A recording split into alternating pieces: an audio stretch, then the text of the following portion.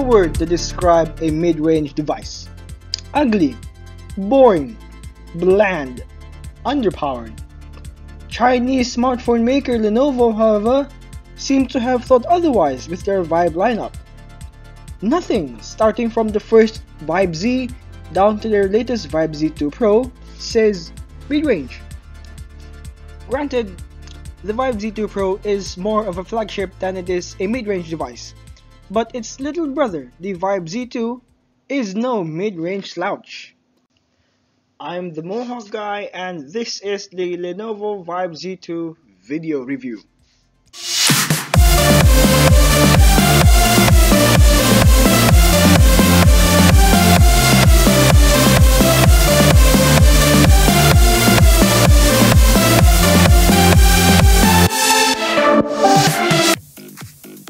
Looking at the phone, you wouldn't think that it's a mid-range device. Its sleek and chic design makes it a joy to watch. The brushed aluminum on the back feels just as every bit as premium, like for example the HTC One M8, which was an amazing phone. On the top of the device, it holds the 3.5mm headphone jack. On the bottom, it sits the two speaker grills. It's not stereo, unfortunately. The other grill acts as a microphone. The sides of the phone are kept quite clean, with the left only having the micro SIM tray, while the right side holds the volume rocker and the sleep-wake button. But I do wish the buttons were more rigid than the ones on the Vibe Z2, as you can see. On the back, you have an optically stabilized 13-megapixel shooter sitting behind a reasonably wide f2.2 aperture lens.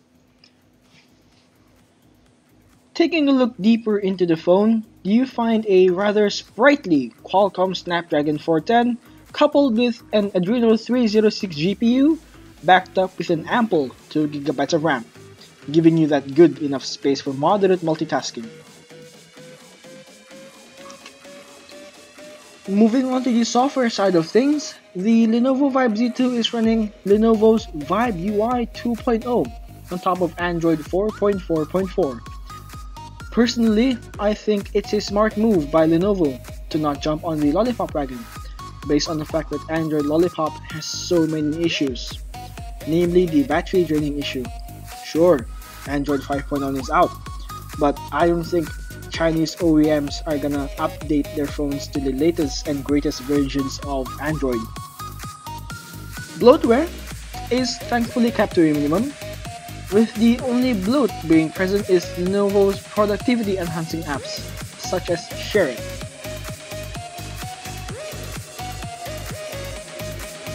So, let's take a look at the most important part of this review, the performance. Let's make it straight here. The Vibe Z2 will not win you over with epic benchmarks. With that being said, the Vibe Z2 is a very fast and smooth device. Hunting around and scavenging through the endless home screen is super smooth with zero lag to be found. Opening and closing apps are just as fast as flagship devices. Running 3D intensive games were buttery smooth, thanks to the Adreno 306 and that 2GB of RAM.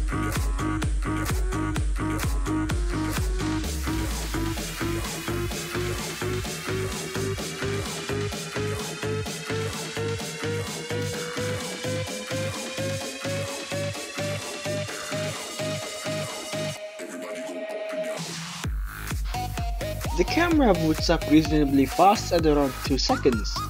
The camera's UI is rather simplistic, which I personally like.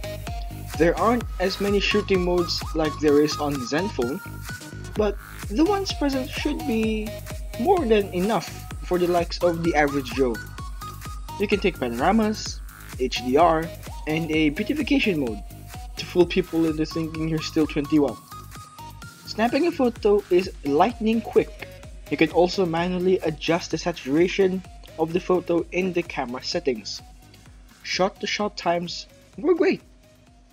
And as you can see, the quality is also on par.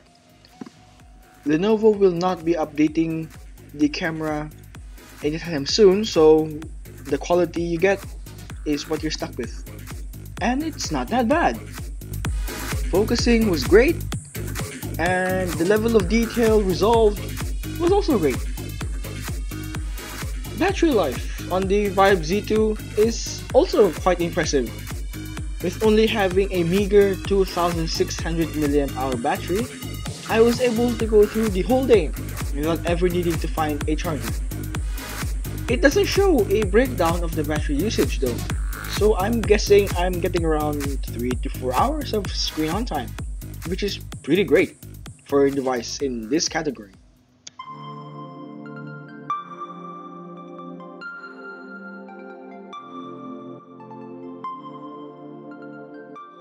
The Lenovo Vibe Z2 is a great device, having shown no weaknesses or hiccups in the performance department.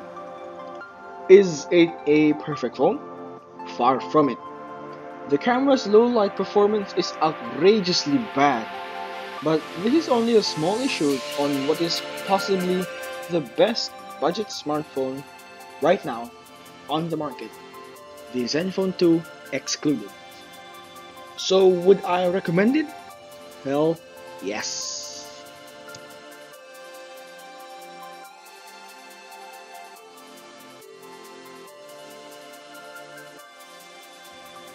Thanks very much for watching this video review, guys. For more reviews and other epic things in the future, be sure to light up that subscribe button.